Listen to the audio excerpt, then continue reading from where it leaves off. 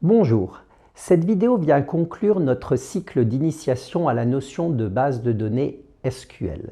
Souvenez-vous, dans la première vidéo, nous avions vu la définition de ce qu'était une base de données et nous avions vu qu'il y avait plusieurs composantes différentes. La première, c'était qu'une base de données est structurée en tables et que la structure de ces tables peut évoluer au cours du temps. Ça a donné lieu à un chapitre spécifique. Nous avons vu ensuite que la base de données permettait d'enregistrer, de modifier, de supprimer, de consulter des données. Nous avons vu aussi ces éléments-là dans plusieurs chapitres. La base de données permet de développer des programmes qui gravitent autour de la base de données, qui peuvent être développés dans différents langages. Pour les développeurs, vous aborderez ça par la suite de votre formation.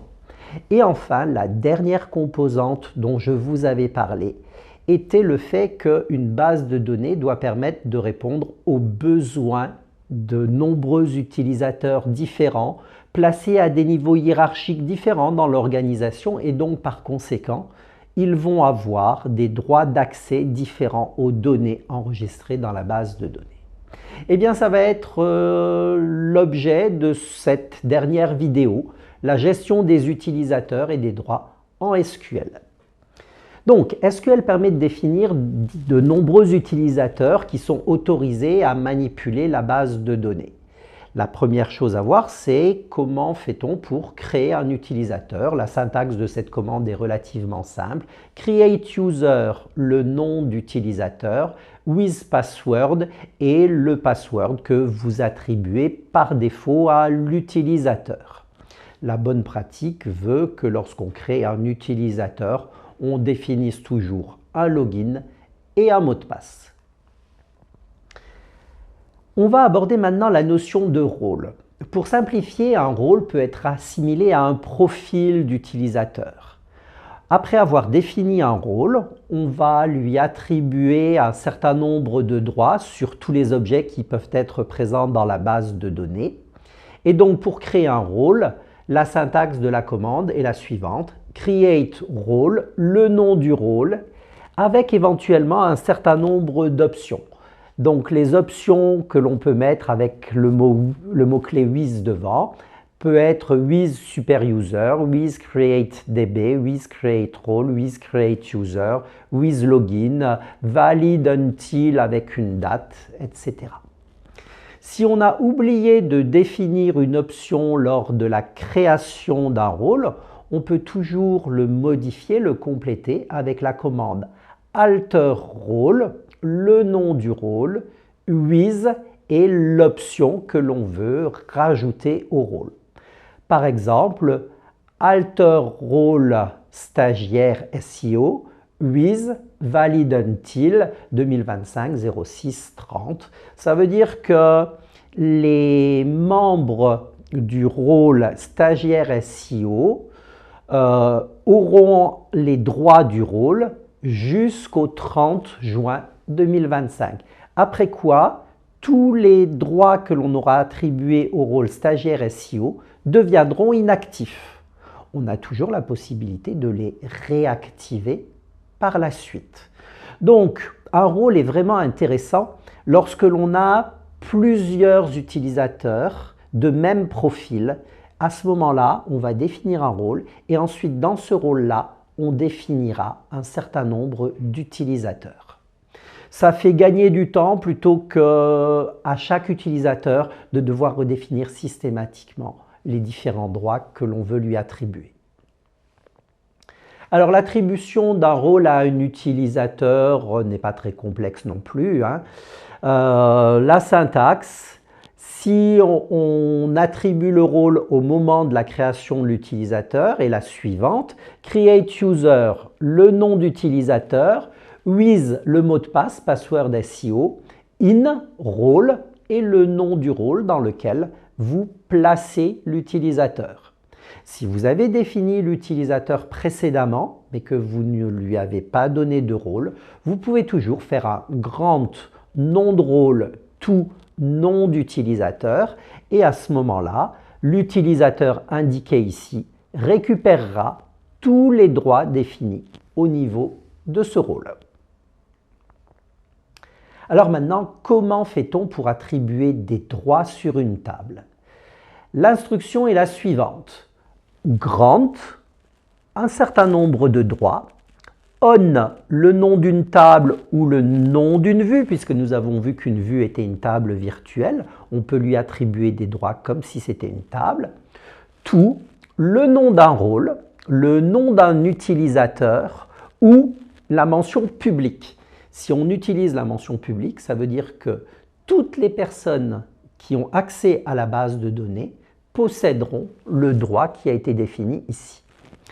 Alors maintenant, quels sont les droits que l'on peut attribuer à l'intérieur de l'instruction grant? Eh bien, ils sont relativement simples et si on connaît la syntaxe des instructions que nous avons vues au niveau des données, eh bien, on va les retrouver ici. On peut faire un grant select, un grant insert, un grant update, un grant delete ou éventuellement un grant all si l'on veut donner tous les droits sur la table que l'on va indiquer à l'utilisateur ou au profil que l'on va indiquer ici.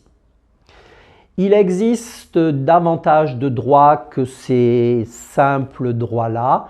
Je vous laisse les rechercher sur Internet parce que ça ne correspond pas aux droits qu'on va utiliser les plus fréquemment. Je vous ai montré ici ceux qui correspondent aux instructions que nous avons étudiées au cours de ce module. Un petit exemple, grant select insert update on employé to agent RH. Eh bien, ça veut dire qu'ici, on va avoir un rôle agent RH. Eh bien, tous les utilisateurs qui seront définis dans le rôle agent RH pourront lire, insérer, modifier des données dans la table employé. Certains SGBD autorisent la définition de droits au niveau de chaque colonne de la table. Ce n'est pas le cas en PostgreSQL. C'est donc là que les vues que nous avons étudiées dans une vidéo précédente prennent tout leur sens. Vous allez définir une vue à partir d'une table en limitant le nombre de colonnes que vous mettez dans la vue. Et ensuite, vous donnez à l'utilisateur des droits sur la vue et non pas sur la table. Par conséquent, l'utilisateur verra les différentes colonnes que vous avez placées dans la vue et ignorera complètement l'existence des autres colonnes de la table. On peut évidemment donner des droits de lecture sur une vue, mais sous certaines conditions. On peut aussi donner des droits d'insertion, de modification, de suppression, avec des répercussions dans la table qui est associée à la vue.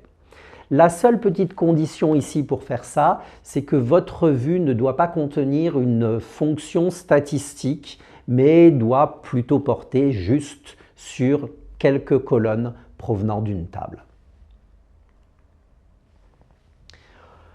On est capable d'attribuer des droits à des utilisateurs, on est capable aussi de leur retirer les droits attribués. C'est ce qu'on appelle la révocation de droits. Et la commande pour faire ça, c'est revoke. On va indiquer les droits que l'on enlève, revoke, select, insert, update, delete, all. On, le nom d'une table ou le nom d'une vue. From, le nom d'un utilisateur, le nom d'un rôle. Ou public, si on veut le retirer à tous les utilisateurs. Donc cette commande va vous permettre d'indiquer les droits que l'on veut enlever à un rôle ou à un utilisateur. Il faut aussi se poser quelques questions sur le propriétaire des tables. Le propriétaire d'une table est l'utilisateur qui l'a créée. Il faut être propriétaire d'une table pour pouvoir donner des droits à d'autres utilisateurs sur la table. Par défaut, sous Postgre, on se connecte toujours avec le compte Postgre qui est le super administrateur et qui va donc permettre facilement de définir des tables et ensuite d'attribuer ces différents droits. Mais si à un moment donné vous êtes connecté avec un compte utilisateur spécifique, il faudra utiliser ce compte-là pour attribuer des droits sur la table. Je vais vous montrer maintenant quelques commandes spécifiques à Postgre, parce qu'il faut aussi connaître quelques tables système, quelques commandes spécifiques qui, là, sont vraiment spécifiques à Postgre, ne fonctionneront pas dans d'autres SGBD, mais qui sont nécessaires lorsqu'on va vouloir manipuler correctement les différents utilisateurs et ces notions de rôle. Déjà, il est important, lorsqu'on est dans une base de données, de connaître tous les rôles et tous les utilisateurs qui peuvent accéder à la base de données. Et pour ça, vous avez la commande select role name from pgrole qui vous permet de retrouver tous les utilisateurs et les rôles définis dans la base de données. Vous pouvez ensuite faire un grand select on all tables in schema public to nom user ou éventuellement nom de rôle. Cette syntaxe diffère d'un SGBD à l'autre, mais dans tous les SGBD, vous aurez toujours une commande qui va permettre d'attribuer quelques droits sur la totalité des tables d'une base et non pas table par table parce que c'est quand même très contraignant.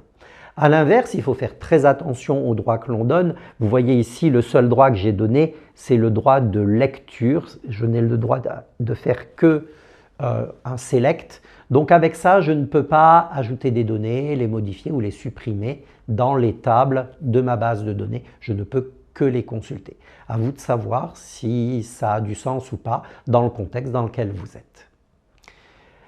Pour voir sous PostgreSQL qui est l'utilisateur qui est actuellement connecté, vous avez la commande select current user qui va en retour vous afficher le nom de l'utilisateur connecté.